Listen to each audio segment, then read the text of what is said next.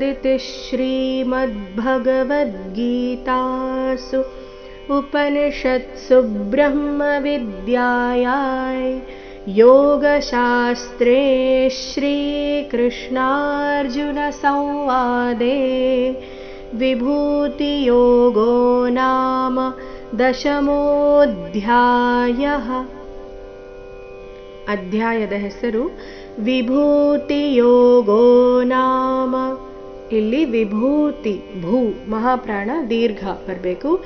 ವಿಭೂತಿಯೋಗೋ ನಾಮ ಅಧ್ಯಾಯದ ಸಂಖ್ಯೆ 10ಮೋऽಧ್ಯಾಯಃ. ಓಂ ಶ್ರೀಕೃಷ್ಣಾರ್ಪಣಮಸ್ತು.